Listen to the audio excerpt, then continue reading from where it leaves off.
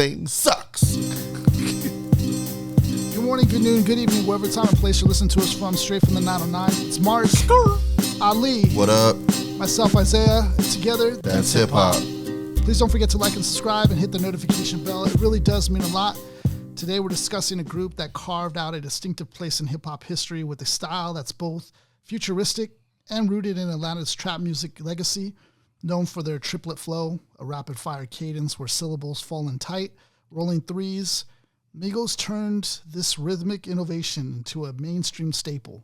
Songs like Versace, Bad and Boujee, and T-Shirt showcase their ability to ride minimalist, hard-hitting beats with infectious adlibs. Between members like Quavo, Offset, and the late Takeoff, the delivery was slick, often playful, and incredibly memorable. It was perfect for the internet age as well because it was memeable. Seriously. Migos didn't just ride trends, they made them. Their impact on hip-hop was massive. Migos helped define the sound of the 2010s, pushing trap from Atlanta's streets to global charts. They influenced a generation of rappers with their flow, fashion, and flair for virality. Beyond music, their cultural imprint can be felt in everything from high fashion collaborations to social media slang. They blurred the lines between streetwear and luxury, street rap and pop, all while staying true to their roots. Whether you love them for their sound, their swagger, or their sheer hit-making ability, Migos undeniably shifted the rap game. And that's the ripple effect that we feel today. We're talking about their second studio album, Culture, released January 27th, 2017 by Quality Control Music, 300 Entertainment, and Atlantic Records. The album features guest appearances from DJ Khaled, Lil Uzi Vert, Gucci Mane, 2 Chainz, and Travis Scott, while their production was handled by Metro Boomin, Zaytaven, Murder Beats, Booga Bless, and OG Parker, just among others. Culture was supported by 3 singles, Bad and Boujee, T-Shirts, and Slippery. The album received generally positive reviews with critics and debuted at number 1 on the U.S. Billboard 200. It also topped the U.S.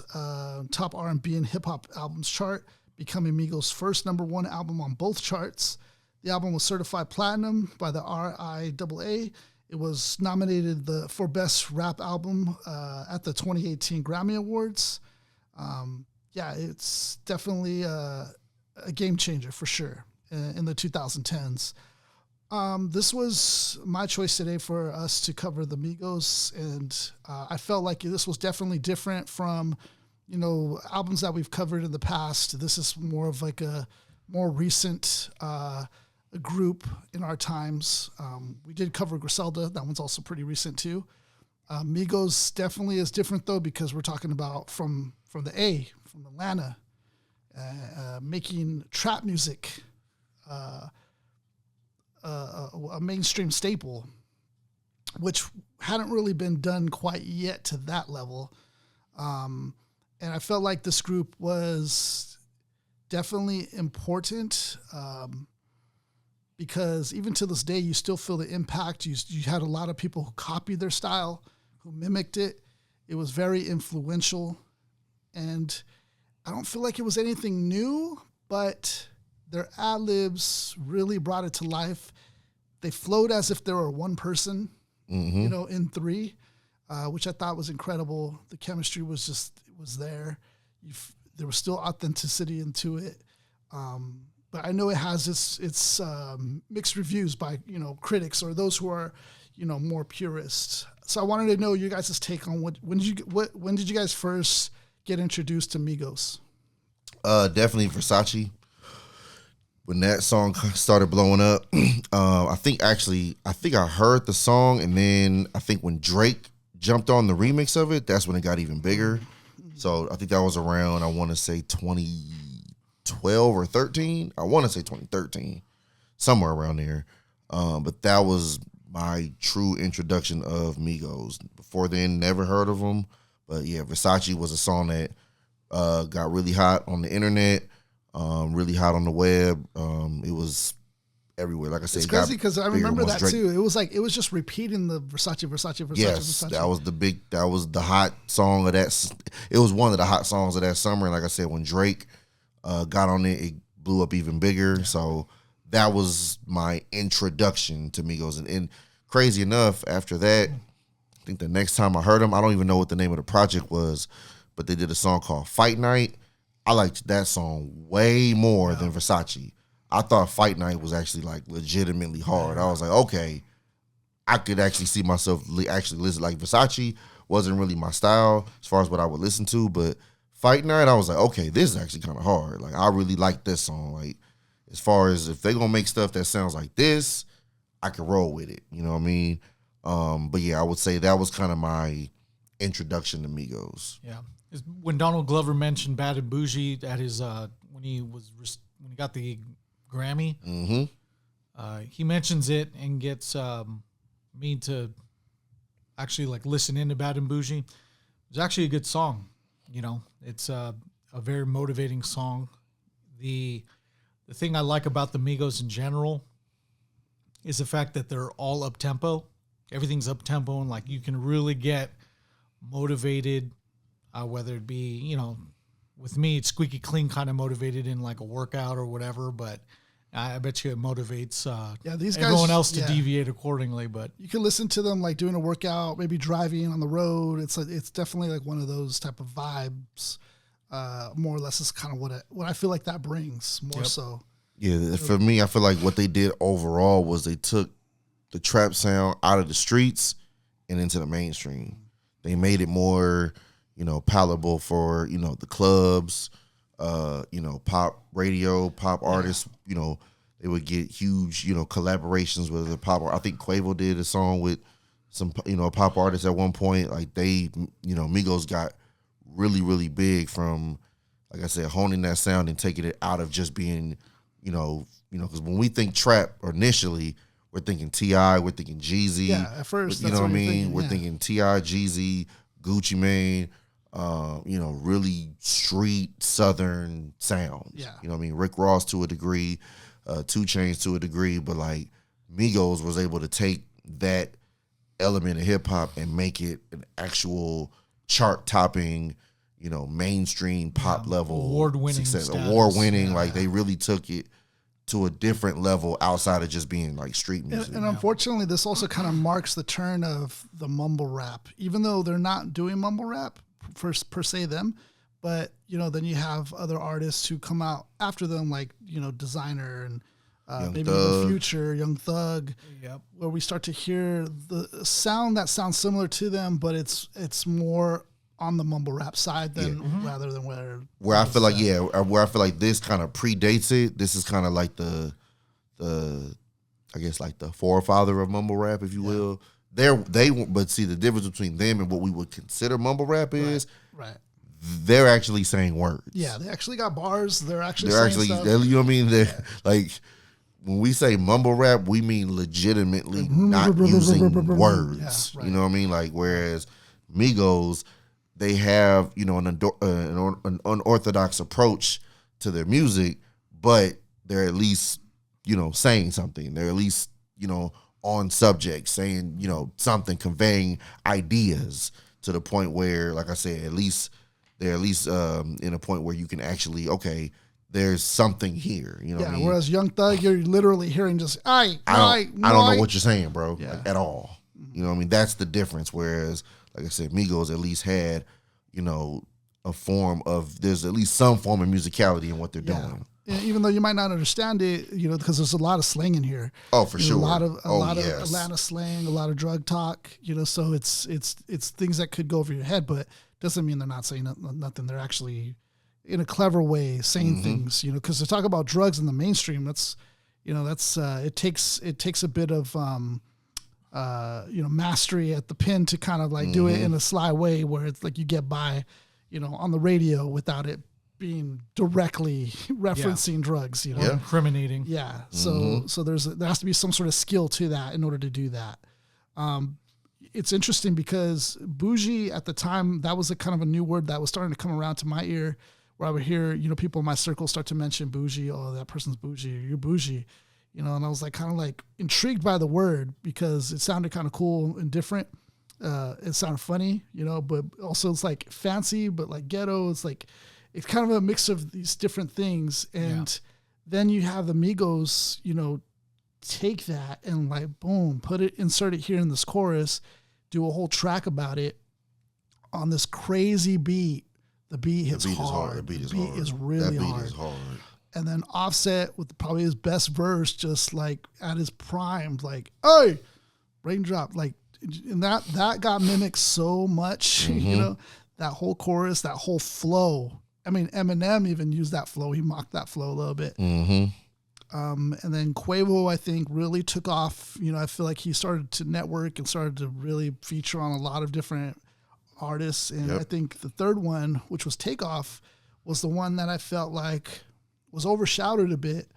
But the dude, like, is one of the lyrical ones of the group, which is crazy, with the deep voice. And he's also kind of the glue of the group, which is also crazy. But they had a Lil Uzi Vert instead on that track. Right. Which a lot of people like say right when that comes on, that's kind of like when they started to tune out, you know, because he didn't. And the Lil Uzi Vert's another one of these guys that like lacks the lyrical substance, you know what I mean? So I thought that song was big though, because that really defined, I think, the times, the style, the vibe of the 2010s. That was what, I think 2016? 2017. Yeah. When that came out, 2017. Yep. And I think that really started to define fashion even, you know, because around that time it was like cool to look like you were bummy a little bit. It was like cool to look a little like you had holes in your jeans more. It was a time where shirts, they kind of were.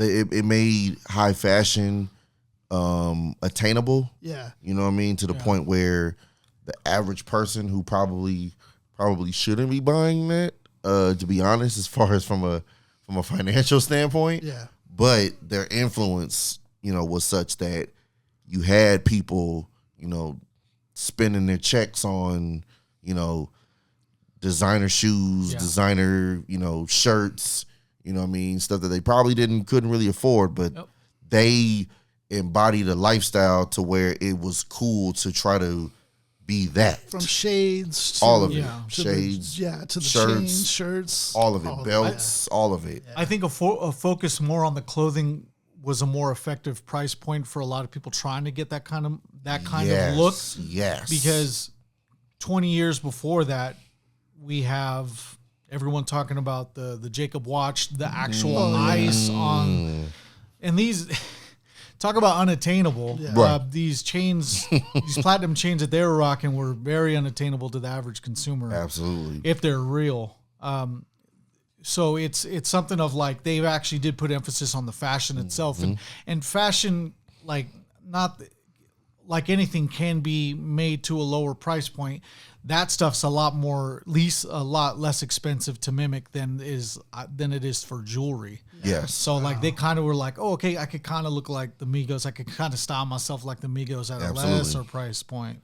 But that's one of the bits and pieces about their charm is that they're able to look the part, look like well-established rappers, and actually that combined with the charisma on the audio, on the actual songs, the believability takes them to the stratosphere. Yeah. Right. Because, you know, this is the 2020 versions of Slick Rick in 3 different people. Yeah. You know, with the charisma and stuff. The lyricism isn't there in our lens because we're not from Atlanta and we don't understand that kind of we don't understand the type of lyrical skill that they have, you know. But as a whole, collectively, I mean, dude, they brought it all in 2017. Yeah. You're just looking at these guys like, damn, these dudes are stylish and they can rap. Yeah, they had distinctive voices, and even though it wasn't like lyrical, it was like there were still bars though. There were still punchlines. There were still. It was easy to still kind of make out, even though they're doing triplet flows. Like that made it easy, but it was also fun to mimic almost. Yes. Yep. It made you kind of want to mimic it. Just because it was fun to be talking like this all the time, and but like it's just fun to do that. But you know, I think like when I think of these triplet flows, like I think of like Bone Thugs and Harmony. Those were early groups that did that, but it was harder to make out what they're saying because they were so fast. Yeah, they're so beyond like like it's almost like a different language. Yeah, very, very hard. There's other groups too that do triplet flows, of course. You know, we could go down that list, but yeah, Do or Die. Yeah. There's a lot of groups that can do that, but the way the Migos did it was like, okay, let's add an adlibs to this. Yeah, let's make it swaggy. Like adlibs were very, very cool. big for what they did. Because even Quavo doesn't do the triplet flow all the time. Sometimes he just goes baby da va la, like he slows it down, and that still sounds cool. Yeah, because then it'd be a spinoff on. It'd be in line to their style, but it's a spin-off of it. Yeah. It's their own, like they've adapted it to their own style. Right. And then other people started copying them after that. At this point, this type of style is unique in hip hop because I can't figure and like put my finger on an actual group or even a solo artist that kind of raps like this. And that's to me where their mark is. Yeah. You know what I mean? Like for them to be able to come in and establish a new style of rap, to me, whether it's your cup of tea or not, you do have to respect them coming in with something different. Yeah. You know what I mean? And not for nothing, another big contribution they had was they're a group. Yeah. In the era where there were no groups. And they were a family group. Yeah, you know, I think Quavo is Takeoff's uncle, I think. Yeah. Something like that. But just the fact that they were a group, we were in an era where you weren't seeing groups anymore. Yeah. Like at mainstream or underground. Like groups were just not a thing at the time. Wow. So when Migos came out, it was refreshing in the sense that, a group can actually succeed in this time. And that's something that is, I mean, like I said, mainstream and underground is missing. We need groups. Groups really are the fuel of hip hop. Of course, there's a bunch of solo MCs that do great work, but I just feel like the element of a group also is important because it shows camaraderie. You get different ideas out there, different minds putting these songs together. It's very much needed in hip hop. That's why, unfortunately, losing Takeoff, it was a shame that kind of ended, that basically ended the Migos because they were the group of the time. You know what I mean? And now you don't really see it anymore. You just don't see it. Yeah. And I think that plays into the strength of how the group is together because they figured it was time for them to branch apart and not try to find a replacement. Because how do you find a replacement they didn't for that nucleus? Right. Yeah, that one was crazy because I think Offset, got with Quavo's girl or something like that. That's what caused that. There was kind of some friction there already before, what ended up happening, unfortunately. But it was still cool because even though they were distant like that, like they were still not disrespecting each other because they were family. And that was the thing is like at the end of the day, they're still family. Right. So they were always like, we'll come together eventually. And they were doing solo out. They all there was a moment where I forget what year it was, but all three of them each put out solo albums. Yeah. You know what I mean? So they were still, even doing that even before the actual, kind of rifts kind of started. But like I say, to me, that's the saddest part of them not being around is just the void of a group. Yeah. Hip hop does not have a prominent group right now. What was also interesting was the Joe Budden interview. That's just something that just stands out so much to me. That. Where he like walks off for. I remember that. What was it? It was at the BET Awards. Academic was like, you couldn't hear him, I guess. Right. But that was also the whole commentary at the time too. Was like, what are they saying? Because it's hard to understand. Yeah. But he was just like, huh? But he literally couldn't hear. It was so loud. He literally couldn't hear them. Yeah. So it was a very awkward, viral moment at the time. It was hella awkward because one, he was insinuating that he was left off of Bad and Boujee. Right. And Takeoff was like, what do you mean? I was like, do it look like I was about Bad and Boujee? Yeah. And the thing is, he was in the music video. You can see Takeoff in the background. I think he did some ad-libs still that made the move, the record. But I think the reason why he wasn't on there is because they needed that track to go out so fast and they just didn't have time to wait for him. And I don't know what was going on with him at the Yeah, time. I don't have Something the was full. I don't have the full Something story. was going on that. with them, but that's why they had to get Lil Uzi Vert on that. But I wonder in alternative reality what that track would have been like with Takeoff on it. At full capacity. Yeah, at full capacity Right. on that track, that would have probably been really nuts. But it's just like you said though, like we didn't see that a group at that point in time like that. That was different. I mean, hip hop is just like I said. You can go back to any era. You had Tribe, you had De La, you had Brand Nubian, So many groups back Public then. Enemy, Bone Thugs, that was a NWA, dope Wu thing. Tang. I mean, just on and on and on and on. And then you even get to Slum Village, Little Brother. Yeah, Slum like Village you know what I mean. too. From mainstream to underground, you had groups in hip hop, and then it was just Started trickling out off. of the Hot Boys, and then all of a sudden it was just like nothing for years. That's crazy. And I would say at least a good 10, 12 years. And even the duos were barely hanging on. Like Barely. Method and Red, like even to this day, I ended up finding out that they don't really kick it like they used to? they do. Like they only like come together for the sake of the tour, Right. Yeah. Which is still as professional and as cool as they can do it, Right. But it's kind of like asking Kid, what's the number one question that Kid gets asked? Where's play? Where's play? Right, Yep. right. Seriously. Interesting. So the duos at that point are still even hanging on, but even as a group, Interesting. Right. bro, you have to be so tried and tested Right. to have a strength as a group to even last so long. Right. Because the fact is the press is going to be the press, like the sports press Exactly. asking a team Yeah. anything. What do you guys think about tonight's When loss? are you gonna do your own thing? Yeah, Like, exactly. So they'll try you. Oh and, yeah. and they ask these probing questions to get a Absolutely. rise and to get a spark of an article. Yep. So That's true. it takes a lot of strength to even be in a group, but even to maintain that strength of the group to even last that long. Right. That's why it was just refreshing to even A lot of see layers, bro. them out at that time in the 2010s. There were no other groups. It was literally just Migos. Like they were the only group, like I said, mainstream Griselda, or but later, underground. like a little bit right, a little later. later, Griselda started coming out. You know what I mean? But like even that, it's just you can only number it on your one that's hand. it. Like, yeah. That's it. Like there were a time where there were groups, and not only were there groups, a lot of groups, but they were from all over the country. Right. You had in the South, you had Ghetto Boys, you had Goody Mob, you had Outkast. Yeah, it was so West Coast, you had flourishing. Dog Pound, you had NWA, you know what I mean, East Coast, you had Tribe De La and all of them.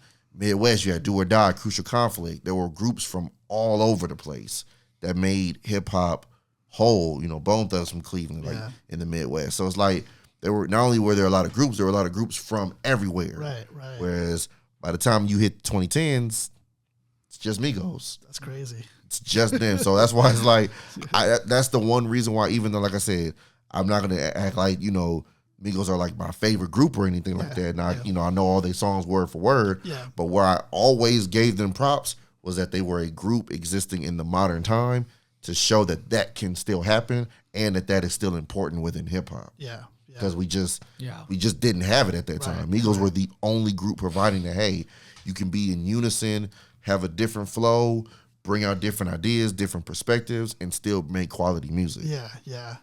That's so crazy, dude. That I don't really think about that, but the group thing, that's kind of crazy to me.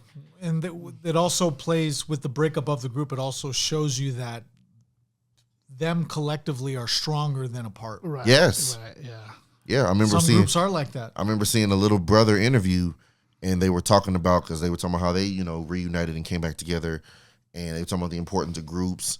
And around that time, it was, I think, right after each member of the Migos had put out their solo albums, but none of the albums, as far as like sales and all of that, did anywhere as well as Culture did. Because when they were You know what I mean? together, That's what Fonte was saying. Is like, yeah, because we like Migos. Like, that's what we want. Yeah, we even want, the name is cool. Just we Migos. want in them. Spanish. Like Quavo, Offset, Takeoff is cool, but we like Migos. Yeah. Like, that's really where their power is. Yeah, because You know like what I was mean? telling you in the beginning, like it almost feels like one person, like in 3. Mm-hmm. Like the way they're so, like the chemistry is so together.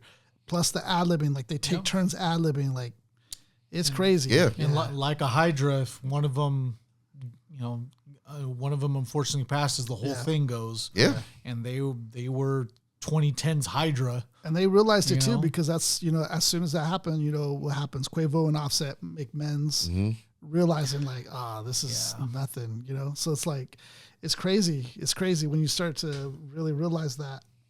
And then the thing is like Takeoff, you know, I didn't realize until later, unfortunately, like how skilled this dude really was. I thought he was like, you know, the third, you know, lesser of, you know, in ranking. Yeah. But when I look back at it, I'm hearing him lyrically. I'm like, dude, this dude is dope. He was the glue. Yeah, this dude was dope.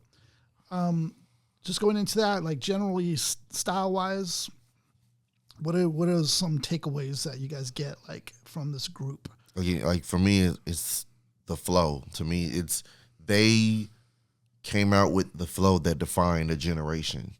You know, from male rappers, female rappers, they use that. You know, I didn't even know if there was a name for it.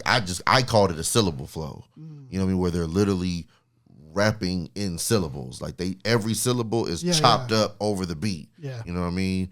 And now some even deem it the Migos flow. Yeah, because they basically invented it. You know what I mean? I mean, between them, you know, Future kind of was doing it a little bit too at that time. But even like Snoop said they wanted Snoop Dogg to do it. And yeah, like, what's this? I don't man? rap like that.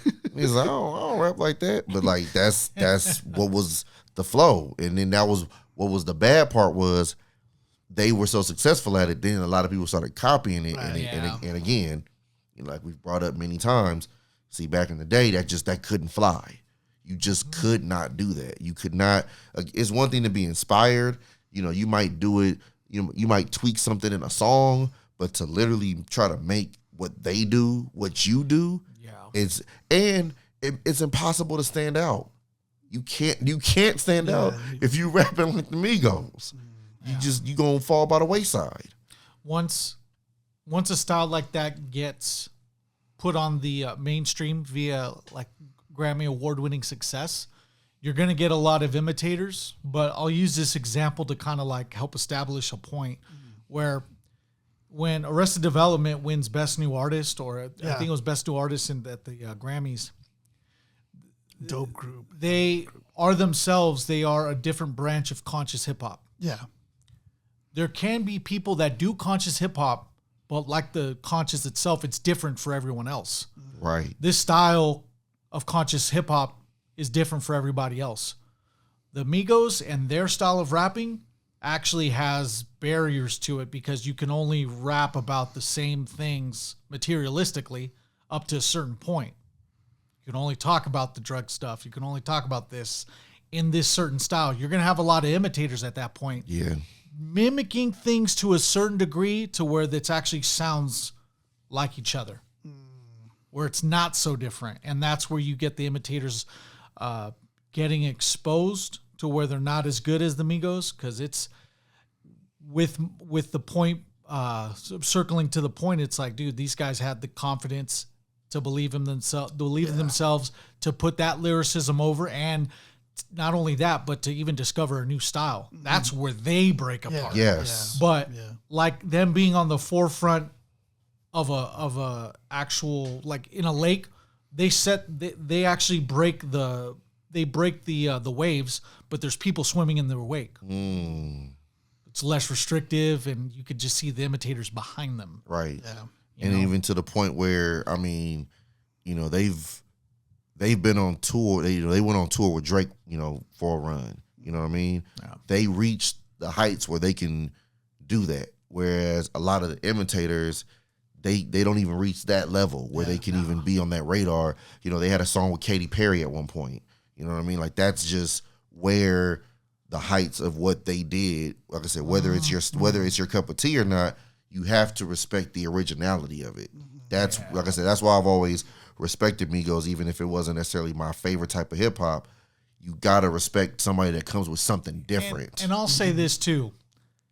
They, as much as hip hop, people in hip hop like to talk about how dope Ric Flair is, these guys were the first to actually have Ric Flair full-fledged in the video, in a song, and in a music video. Right. Oh, I didn't know that. Bro, yes. There's people in hip hop that just love Ric Flair. They say their piece to him, but Migos was like, okay, we're gonna make a song called Ric Flair Drip, and we're actually gonna have Ric Flair up in the it. video. Like So that's it's how like- hot they were. Like they were able to make it to the point where everybody's favorite wrestler that they keep want to talk about, but only the Migos were the ones that were so culturally impactful to be able to actually get him a part of what they were doing. And I only say that because Ric Flair for the right currency is readily available. We're talking about the guy from Woo Energy. Yeah. He's made like THC related products. Yeah, that's fine. Just all types of things. Being in Bad Bunny's music video. Yeah. Legend before our time. For So sure. yeah, it's he was readily available to make appearances, but the Migos were the first ones to be like, that's a fact. Show up in this video and pull up. I'll say for style, like Quavo would be like the melodic one. I feel like he had the catchy hooks, smooth auto tune, making him kind of like the front man of this group. Laid back but charismatic. Offset being the one more bringing the grit. Had the rapid fire flow, aggressive delivery. He had more of an edge to him. Plus, he was the one that was with Cardi B, so that was kind of its own thing. I think he was locked up at one point for something. Yeah, I forget what for, but that's why I think that kind of delayed kind of their start because he had been he had did some time for something. Yeah, for a while too. Offset was almost seen as almost the best one, almost even kind of wanting him to do his own thing too. So that could have also added to that split. Takeoff being kind of I think the most underrated of the group. Arguably the most lyrical, deep voice, laser focused flow, delivery was sharp, effortless, precise, never too flashy, but always commanding attention, punchlines and wordplay. I thought his flow was really dope, and I think it complemented both of the two. And it was said that he was the one that pushed the two because the two were more into sports. Quavo said that I don't have a gift in sports like that, so I just pushed him to record, and he got them to record and stay focused onto the business of music. Whereas if it wasn't for him, they might have never made it or been focused like that. So it was due to him pushing them to be focused that really channeled their magic. Album cover, we're going to talk about that for those who are listening to us. I'm just going to describe it. So it's all black background, and then you have a collage of sorts of different things, so elements of the culture. So you have the White House building. That's the state capital of Georgia. Oh, okay. Atlanta. Oh, even better. That's even doper. That's the Atlanta. So state kind capital. of representing like a political element. You have some a building and then the flowers. Those are that's Georgia's state flower, the Cherokee Rose. Oh, that's even doper, dude. Like that's representing a lot of that. There's some doves in the mix. There's like an explosion of fire in the background. They have an Atlanta freeway sign on there. Like 85, yep. They have looks like either a Ferrari or a Lambo. I think a Maserati could be one of those. One of them. Yeah, it's a flashy, sexy sports car, red, and then they have like a building, almost looks like a kind of like a Chinese building or a religious temple of some sort in the background. You see on the freeway sign it says North, representing like the north side. Oh, yep. And then you have them like dripped out. They got shades, they got the Gucci, they got the jewelry. They're dripped. It's like Takeoff got a fur on. Yeah, he got some fur coat. He got like the mink coat on him. They're dripped. The style, like people say whatever they want. They knew how to put it on. Yeah. And then underneath that, you have the title of the album, Culture, written underneath. And then you have also kind of like a model of a woman right next to the sexy car. I didn't even see that. Yeah, it's kind of blended in there. What do you guys think about this album cover? I could see where a lot of people got their influences with graphic T-shirt designs because it looks like a collage of that of sorts. Does. Yeah. But we know that they've actually were moving smartly with this, where it actually you could see where the thought process came along to where they want to represent, they want to show, almost to a certain extent, maybe a vision board of sorts. I know that having all three of them involved in this little collage kind of, I like it as a symbol to their unity. to where they're all together, and this is what binds them together. So, dang, dude, that's what really. That's deep. No, that's what really. That's what I like about this whole. We don't get a lot of. We don't get a lot of work. A lot of thought into these album covers. Oh, for sure. Especially these days. Dude, like from 2010 on, people just took a break to these. Yes. To, like it's and it's to where the people don't think it's important. This actually looks like they actually put some thought into the cover at least. You know, it's very important. And this is around the time, a little after too, because I remember when Mos Def released True Magic. Mos Def released True Magic, and I bought True Magic. Apparently, this is his last album with Geffen, and he pretty much just gave a clear album cover with just the disc. Okay, and that's what it was. Wasn't there was one of him like jumping building to building or something? That was that's the Ecstatic. That's the Ecstatic. Yeah, that's the Ecstatic. Yeah. Okay. So True Magic, I don't know what it was, but it was just the last album of whatever he was doing. With Geffen. But that was kind of more like to close out his contract. It was just kind of like and it's just. But even there, you still would want to execute in an ideal world. But we know how Mos Def operates. Yeah. But it's good to see something like this to where they put some thought in that cover. Definite thought. And I think in the intro, I said this is a second Culture album. This is actually the first, though, right? Well, no, this is their second album, but it's the first Culture. They have it's the first Culture second album.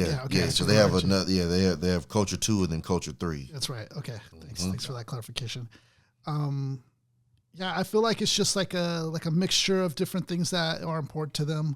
Their hometown for sure, where they come from. But then also like ambitions and things that they're wanting to live like a luxurious lifestyle by having a baddie, by having the most luxurious car, by having like the drip, being fashionable. Fire, they lit. Yeah, the symbol of a dove, being hope and still there's some sort of godliness in there somewhere. Maybe political aspirations. One of them wants to be the mayor. The mayor of Atlanta. You never know. Yeah. Yeah. What do you think, Ali? What do you take away from this? I mean, like I said, it's a collage of basically letting people know where they're from, what they represent, and they're making it's a mission statement without saying anything.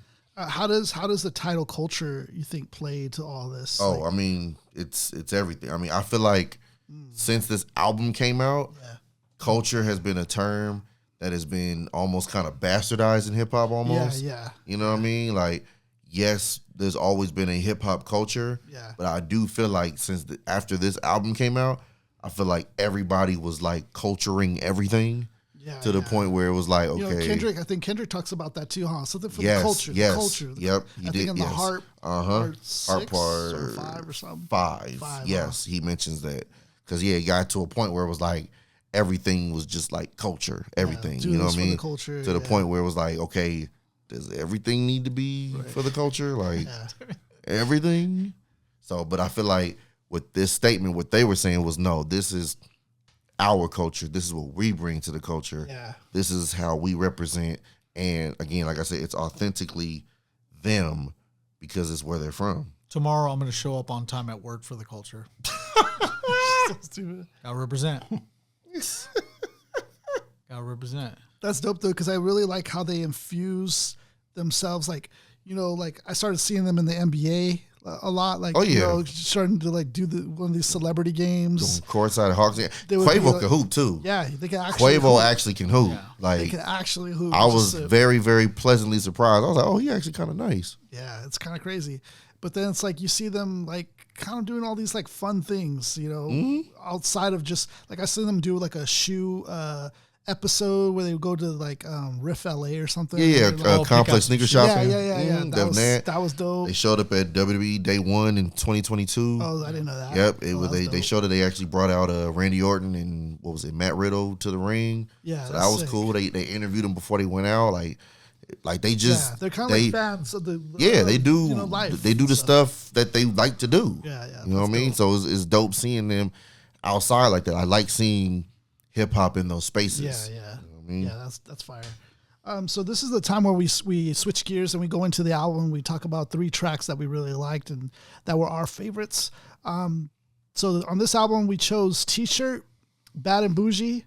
And the third one, I went with Culture as well on this one. But there is an honorable mention from Ali on this one. What was the honorable mention you had? Big on Big. Big on Big. And why did you like that one? I just like that beat. The beat was hard to me. It's probably other than Bad and Boujee, Big on Big is probably my favorite beat on the album. I just love the beat on there, and to me, I don't know. I just feel like the vibe of it was just something that I liked on the album. Because I mean, I hadn't heard this album since it very, very first came out. So when it first came out back in 2017, I listened to it. But like I said, it wasn't something that I went back and, repeated over and over. So to go back and listen to this again for the first time, basically since 2017, it was. I forgot about. I was like, man, I did like this song a little bit though. So Big on Big just kind of it took me back to when I first listened to the album. I was like, oh yeah, this is probably my second favorite song on there. There will be another shout out. I like Call Casting was a dope one. Get Right With You was also another one of my favorites. And then a lot of people like the Deads with featuring 2 Chainz as well on this album. Oh, okay. So another shout outs to those tracks as well. Gotta have that 2 Chainz feature. What? You know what? I might switch up on you, Mark. What? I think mid. I think I'm gonna go with Ali. Big on Big on this one. How are we gonna switch mid-show? Let's do it. That's the first time. First time ever, though. First time. First time. Okay. Wait, that's like that's the equivalent of you cashing in money in the bank. Mid-episode. Cashed in. Isaiah cashed in. Okay. I was thinking about it. I'm like, I think Ali got a point though. That one is pretty dope. And I feel like there's not a lot of light shined on it, So I'm like, let's go that route. All right, Big on Big then. Okay, so T-shirt, Bad and Boujee, and Big on Big. All right, cool. Culture being the honorable mention. With All DJ Khaled. Take a quick break. Okay, go. All right, so we'll continue on with Mark taking a bathroom break real quick. No, don't put that live. Really, dude? All right. We'll wait for Mark to come back. Yeah.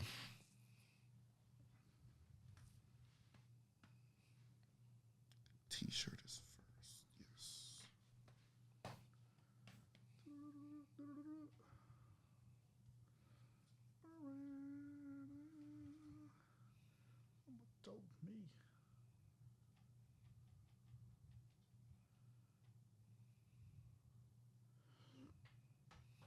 Color T-shirt. Hey.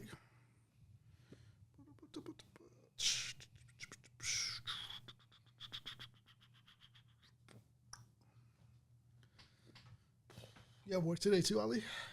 Yeah, I did. Yeah, work. Yeah, I work late tomorrow.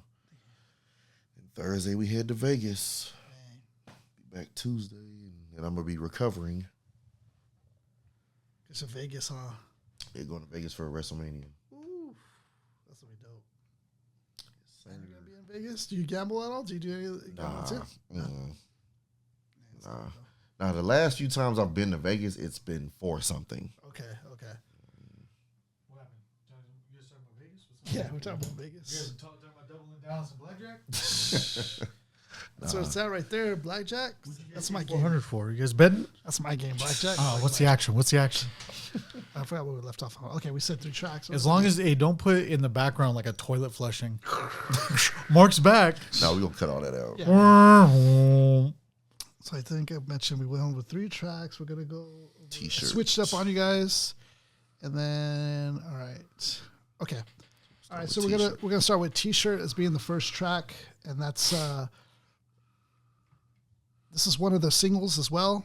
So piece to this track as being, it was Call Casting, Bad and Boujee, and this track that was the singles on the album.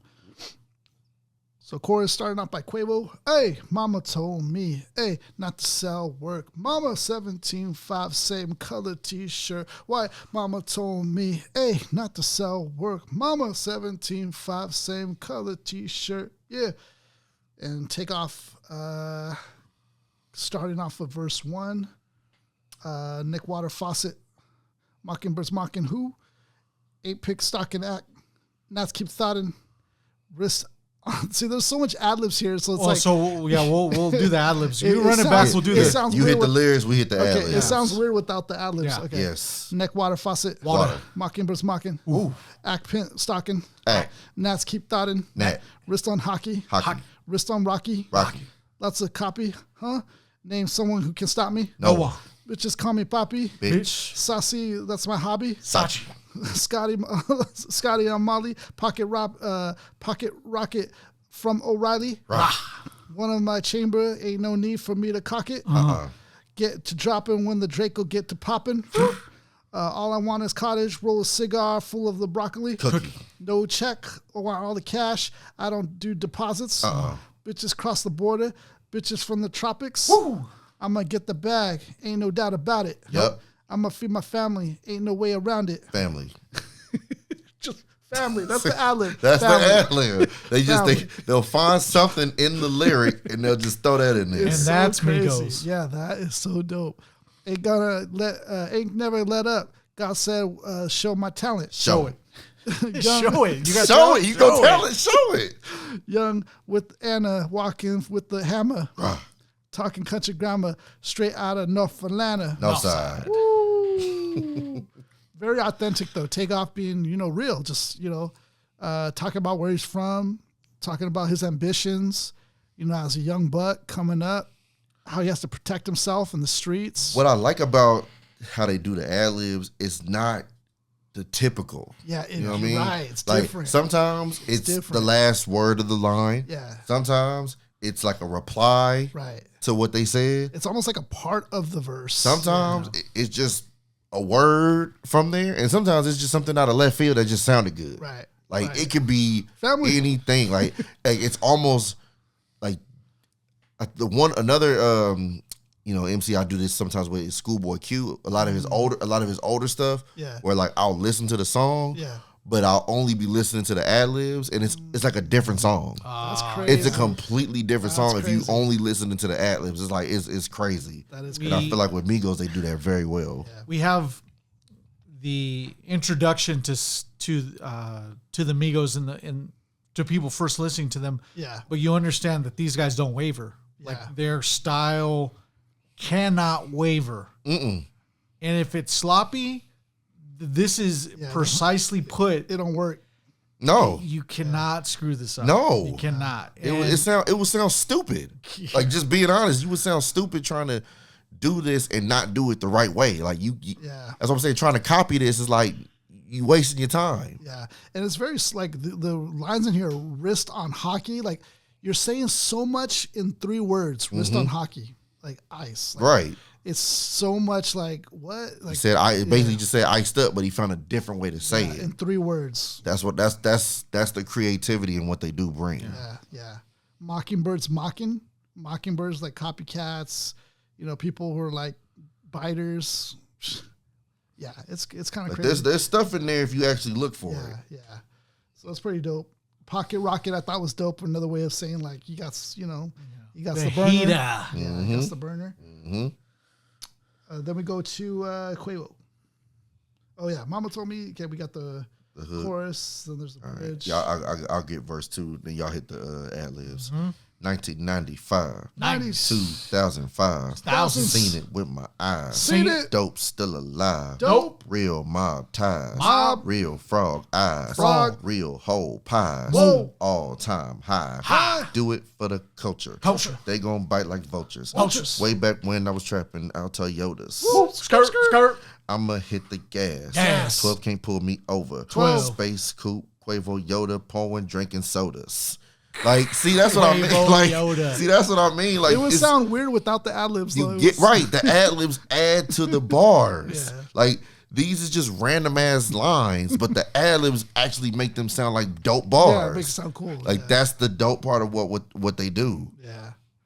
Yeah, and that you're right. There is a recipe here of what they're doing, and it includes the ad libs. You have to do the ad libs. It's almost like a focal point.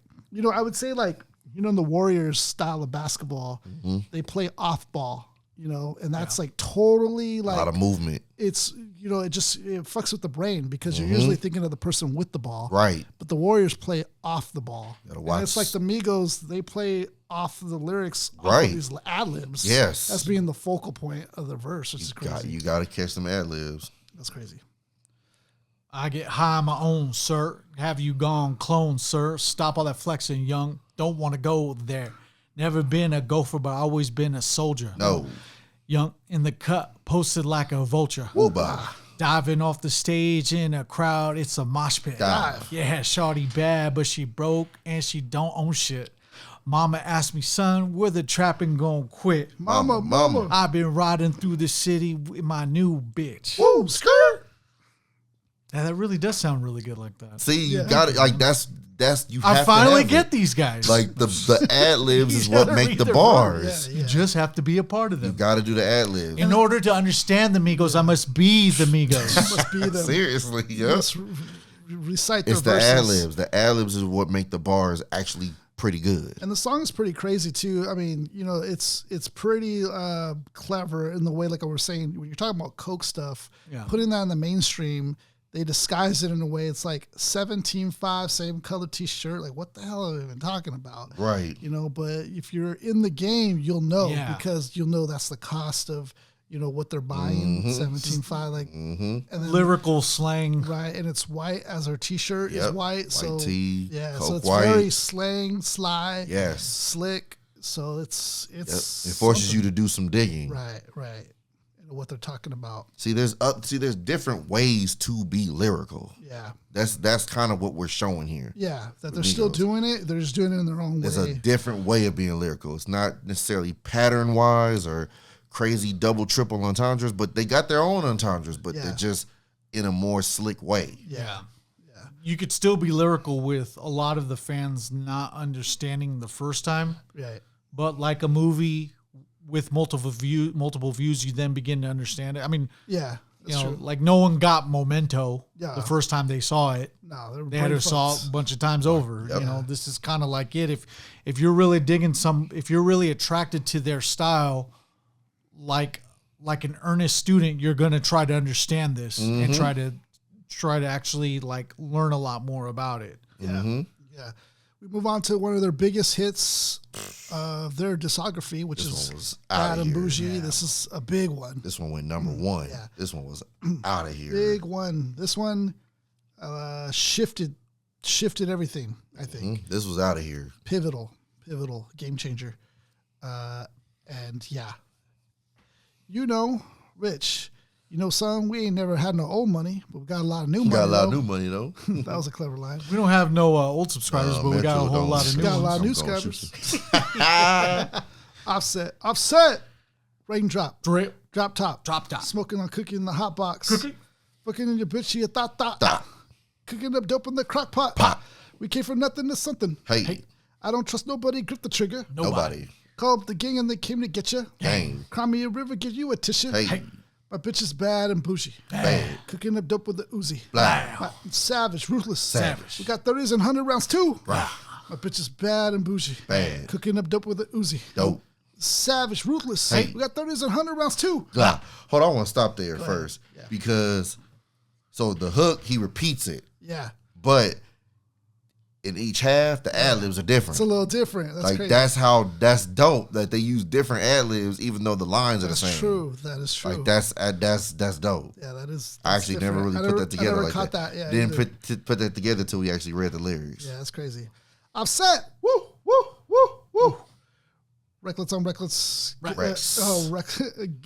Got back in some riding around in my coupe. Cool. I take your bit ref from you. You. Bitch, I'm a dog. Her. Beat whole walls Hey. loose. Hope like a frog. I tell you, bitch, they come for me. Come for me. I swear these are under me. Hey. They hate me and the devil keep jumping me. Jumping me.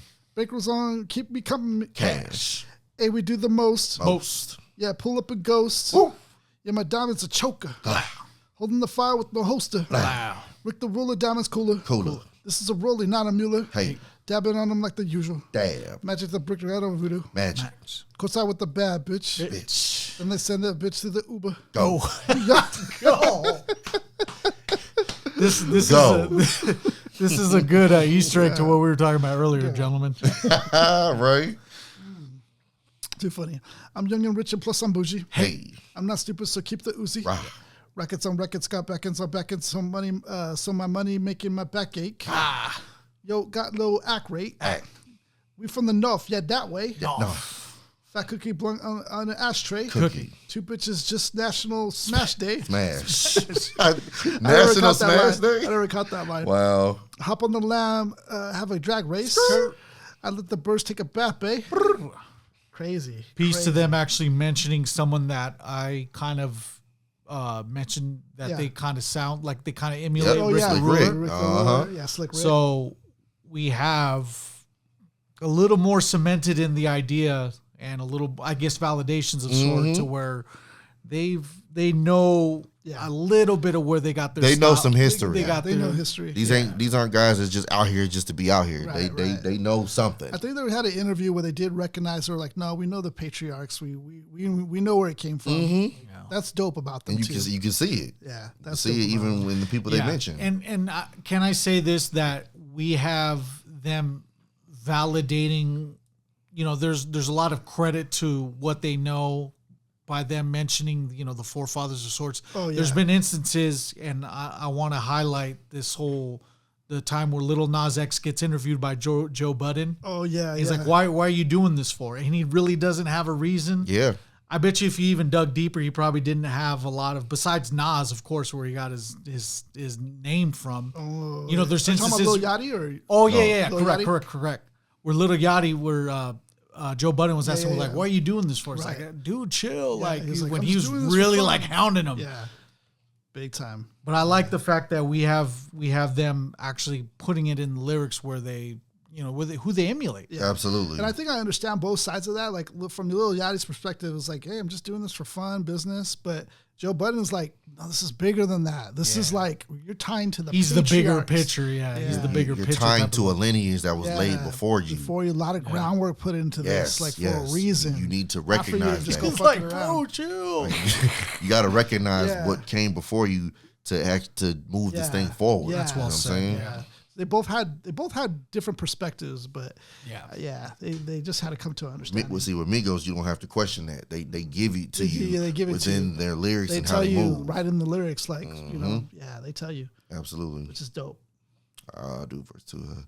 Poa 4, I'm dropping muddy out of space. Kid Cudi. Dang. Introduced me to your bitch as a wifey. We knew she slutting. Bitch. Broke a brick down, nutty buddy. Now that you're ducking. Whew. Don't move too fast, I might shoot you. Huh? Draco bad and Boujee. Draco. I'm always hanging with shooters. Might be posted somewhere secluded. Private. Still playing with pots and pans. Call me Quavo Ratatouille. Cook it up. Hell yeah. Quavo Ratatouille. Quavo Ratatouille. That's tough. This is kind of like where they're like, hold on, take me somewhere secluded, private. Private.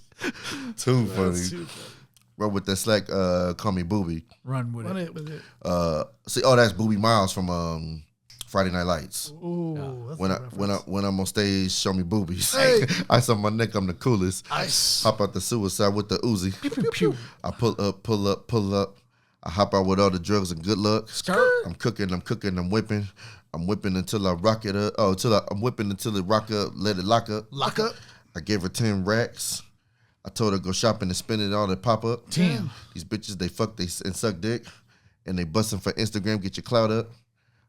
Yeah, that way. Yeah. Throw it in the track like a Segway. Go.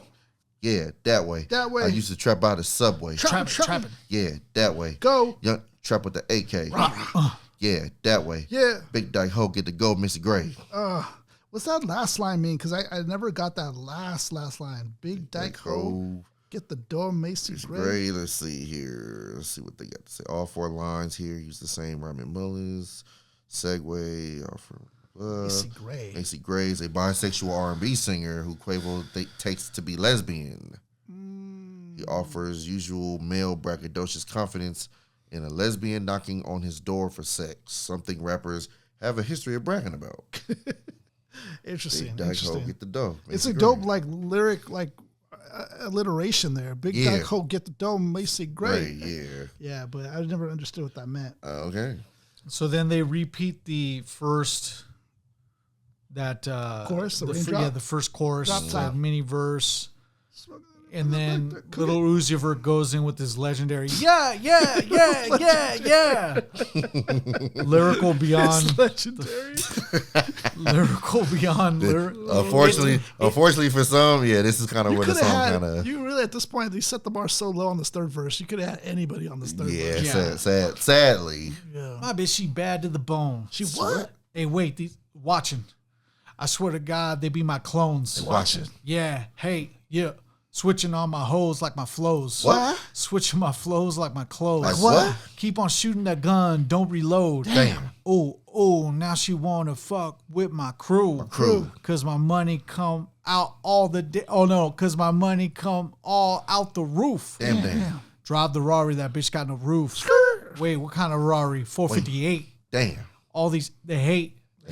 Try to hide, shoot through the gate. Wow. Look, go to the strip club, make it rain. Yeah, so much money they use rakes. Count 100,000 in your face. Yeah, then put 300 right in the safe. Yeah. Met her today. Yeah. Ooh. She talked to me like she knew me. Yeah. Ooh. Go sleep in the jacuzzi. Yeah. Yeah. Waking up to a 2-piece. Yeah. Counting that paper like a loose leaf. Yeah. Getting that chicken like blue cheese. Yeah. Boy, you so fake like my collar, you snaking. Oh, good Lord. I got to dissect that one. A reference to the recent snake named Gucci collection, which has snakes embroidered on the collar. A snake is a backstabbing person that you cannot trust. They just pretend to befriend them. They just pretend to befriend Little Uzi to use them. Okay. Okay. So it's kind of, this could be intended for some subliminal. Yeah, snakeskin collar. Okay. And we winning. Yeah. Yeah, we is not losing. Try to play your song, it ain't move me. What? Saw your girl runs, now she choosing. Hey. Yeah. Raindrop. Drop top. Smoking on cookie in the hot box. Fucking on your bitch, she a tata. Yeah. Cooking them dope in the crock pot. Pop. We came from nothing to something. Yeah. I don't trust nobody, grip the trigger. Nobody, Call yeah. up the gang and they come and get you. Cry me your river to give you attention. attention. Yep. Bad and bougie. Nah, Cooking bash. them dope with the Uzi. Loud, cooking up, Savage, cooking up. ruthless. Savage, 30s and hundreds on two. Rah. My bitch is bad and bougie. Bad. Cooking them dope with the Uzi. Dope Dope what? what? It's a savage, ruthless. Hey, yeah. We got 30s and hundreds round two. Lil Uzi. Yeah. Classic track. Oh, that was a hit. It showcased a lot. It showcased, their style, but then also too, like, the flyness. There was a lot in there.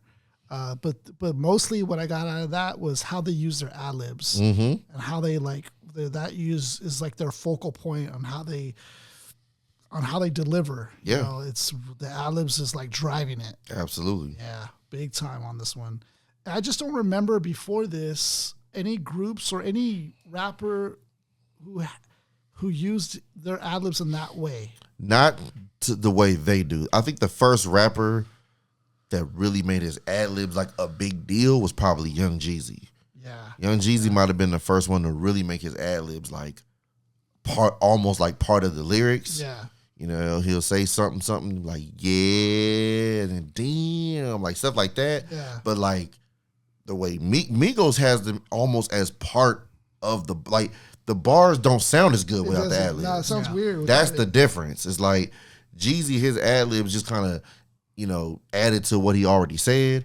Whereas like Big Sean to a degree did that. Obviously Westside Gun does that. Yeah. But with Migos, without the ad-libs, some of this stuff sounds weird. It sounds weird. Like, just being honest. Like the ad-libs is like, oh, that actually was kind of dope because he said that. Yeah. It's a good point. And that's also to show, just to highlight, the specialness about this group is like there wasn't too much of that being done at all. No. So that's different. They made their own blueprint. Yeah. So we go on to Big on Big. It's going to be Takeoff first. If you having paper and I'm having paper, how you going to be big on big? If you having neighbors and I'm having acres, how you going big on big? If I got the Draco when you got the Sig, how you going big on big? If I'm trapping that gas, you're trapping that mid, how you going big on big? If I pull up the dub, you pull out the 10, how you going big on big? Dope. Nah, like they making point. Yeah, like they making points here. Like you having neighbors, I'm having acres. Right. You got I got a Draco, you got a Sig. You know what I mean? I'm trapping gas, you trapping mid. What are we talking about here? Like everything, like dude, it doesn't compare. You're not on my level, bro. It doesn't compare. If your bitch is a 5, my bitch is a 10. How you gonna big on big? You driving a Jag, pushing the Benz. How you gonna big on big? What you talking about? We done big. We big did. We been did. How you gonna big on big? Yeah, that's dope. And then he starts it off. How you gonna big on big? How you gonna sig on Driz? How you gonna pour one up on the seal? How you gonna do what I did? Don't know how I feel. How you gonna say you is real? Line saying he haven't act seal, but we both know that ain't real.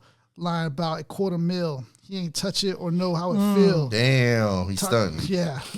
Talking about they independent, turned around and 360 of the deal. Ooh, getting rates on their deals. After they're lying about them being independent, that's crazy. Walking around with 30s on them, but they know they ain't ready to kill. All my having cookie bags, vacuum sealed and ready to sell. Eminem in the mall. I done look a lot of L's. I done took a lot of L's. 100 with the shells, going big whale, pulling out the V12, picking up a plate at Kells. That's above my head. That went over my head a bit. Oh, Kells is a restaurant. Just shouting out a restaurant he likes. That's dope. Can't go big on big. We the biggest shit popping, wrist water, no faucet. Bando to a mansion, you having condo status. Can't go big and bragging, having real big passion. Ever since I was a little boy, yeah, I'm having huncho status. That's tight. Can't compare to this. I'm taking all the risks.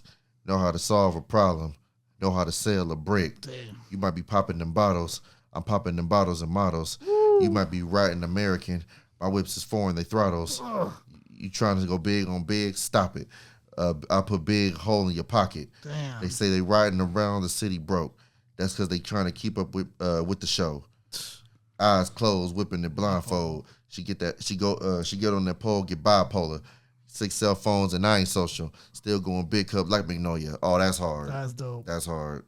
Big cup like Magnolia. What do you Yeah, think? talking about that's where the Big Timers is from. So he talking like when you say big cup, basically like big timing, like the Big Timers. Damn. Go ahead, Mark, on the third verse there, Offset.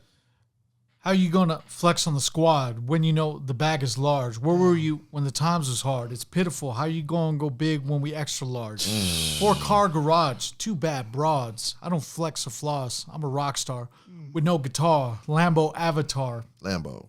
Sipping on some tar. Act. I'm living above the bar.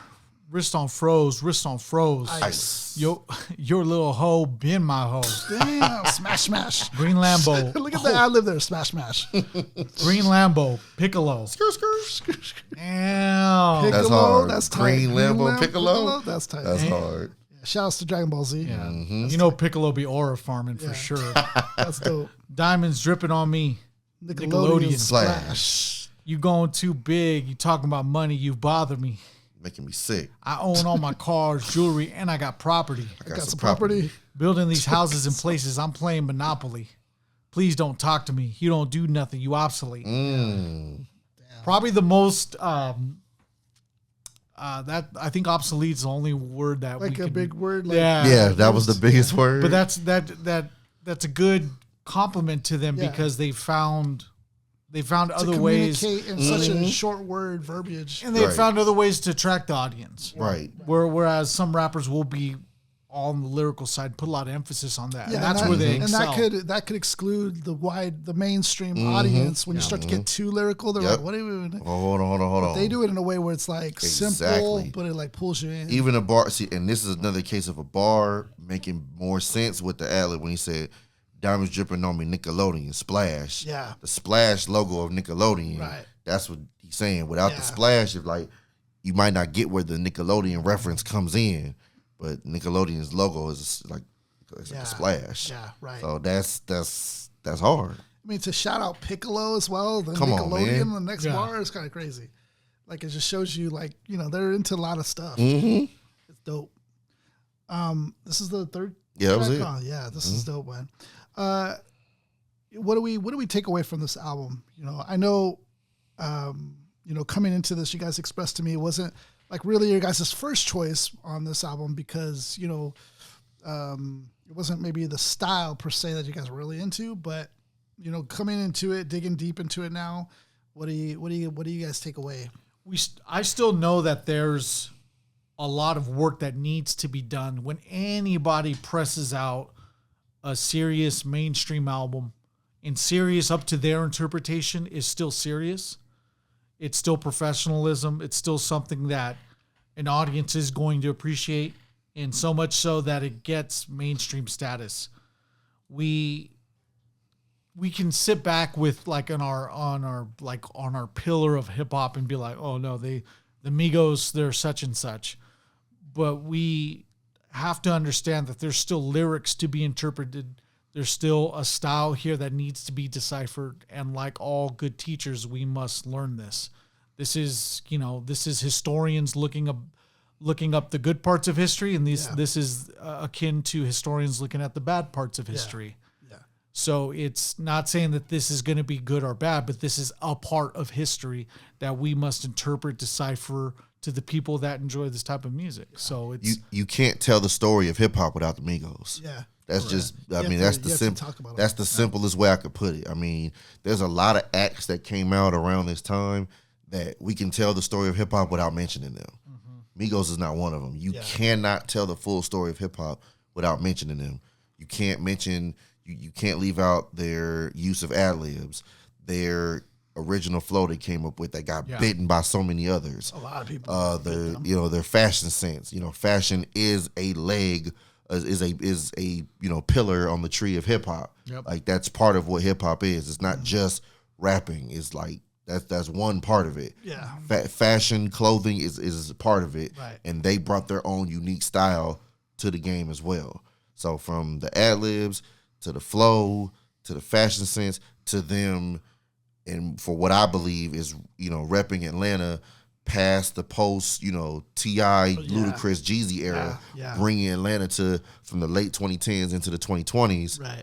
In a way where Atlanta could progress going forward to give a new standard and blueprint to what to do from Atlanta. You know what I mean? Facts. So to me, those are the factors that make them important. Like I said, whether their style is, for you or not is another question. Yeah. But like I said, their impact, you can't deny it. Yeah. You can't tell the story of hip hop without Migos. You just can't.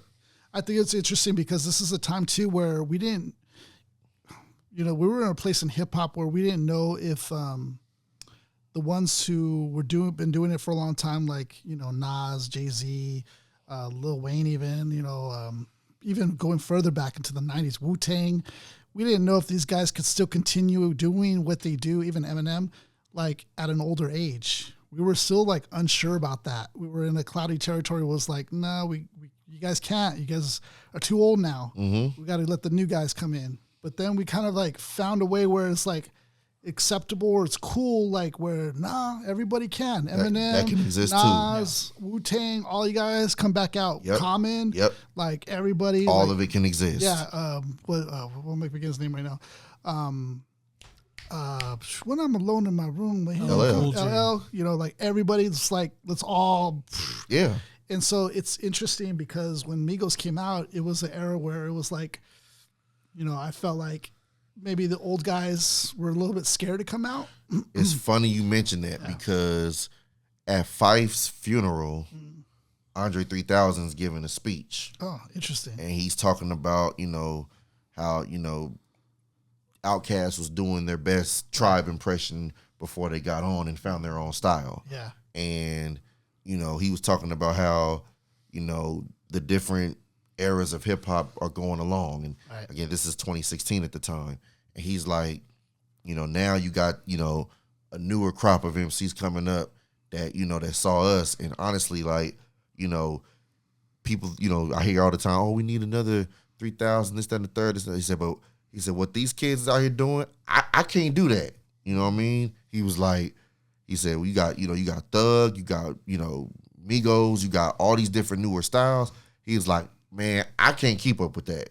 Like that's how he saw it in his head. Right. Rather than trying to carve his own lane within it and trying to fit, he literally just saw what they were doing and was like, yeah, I can't do that. Yeah. So I'm better off bowing even out. Like I mentioned, Snoop, even they were kind of pressuring Snoop exactly, to do it. Exactly. They're like, I can't do this. Yeah. But you fast forward a few years And what we've seen is the older MCs. We're okay with your style. You can go and do your thing, and it can have its own place. And you can adapt. Like Nas adapted a few little things. You know what I mean? Eminem's adapted a few little things. Killer Mike got a Grammy. You know what I'm saying? So it's like you can do your lane within this while all this going on over here is existing. Adding a few little things here, and but that's okay. It's okay. Whereas, but during this time, dudes was nervous. Yeah, they were just like, I don't know if I can fit in with this. Yeah, exactly. Yeah. Yep. So it's really interesting to see how it was at that point in time to how it is now. It's Correct. Really interesting. But dope place in history, dope album. If you want to vibe, like roll in your car or feel like you want to feel amped. This is for that. Yeah, this is perfect for that. Good for that. So. I always say like there's rap for, the club. There's rap for the car. There's rap for the headphones. For all different, you know what I mean? environments. Yeah. This may not be, headphone. Yeah. Music that you're just sitting and really trying to decipher things. Yeah. But if you're driving, this is perfect. You want some beats to bang to, or you want to pump some iron to. Like this is perfect. This is a good album for that. So check it out. Of course, we're dropping episodes every Monday. We reached our goal of 2,000. We're going now to let's just go to 5. Let's just jump to 5 now. The 5K mark in YouTube's. I think that's where we need to be at. We need to get to that point, and I think we can do it with you guys' help. This is our first time shooting since getting over 2,000 subs. So that's big. So that is correct. That's and on one and upward. Thank you guys. For the new ones that are following us. Thank you guys for having confidence in us. And of course, we got some comments. Some guy said that he listens to us on his way to work and then listens to the album on the way back. Like that's dope. Like that's ideal. Like. To listen to our episode first and then dive into the album afterwards, it's a blessing. Honestly, that's an honor. It's for us to be in that place. What thoughts, Mark? You're thinking of something. No, I'm just glad we're steady marching to where we need to be. I also wanted to mention too that we're slowly shifting that percentage to where the audience that listens in are actually subscribed. Yeah. That percentage points, it's still in the single figures, but progress is progress. Yeah. We can't have you on the outside looking in and, watching us on a daily basis. Well, when you can just give us a subscription. Right. At that point, if you're watching us multiple times, we've already earned that subscription. Right, yeah. You just need to click the subscribe button. Yeah. We also do need your help on our podcast platforms on Spotify and Apple. If you guys could give us a rating, 5 stars, please. Anything less than that, you could just leave it. But 5 stars is what we're looking for. We're looking for a comment or some sort of referral, recommendation. Added to that would be a huge blessing and an honor for us to have from you guys. We really do appreciate your listening and following us. We also have a website up. That's hiphop.net. So you guys want to go there, you guys can, sub and be a part of the program. And, we'll be putting up vlogs and videos and different content on there eventually. But right now we just got that set up. So, check that out. Yeah. Mark, go ahead. Let them have it, man. To the MCs, if you drop a mic, drop a like. Mama. That's hip hop on a t-shirt. Bad and bougie. Peace. We do it for the culture. Like a dog. I take my bit from you.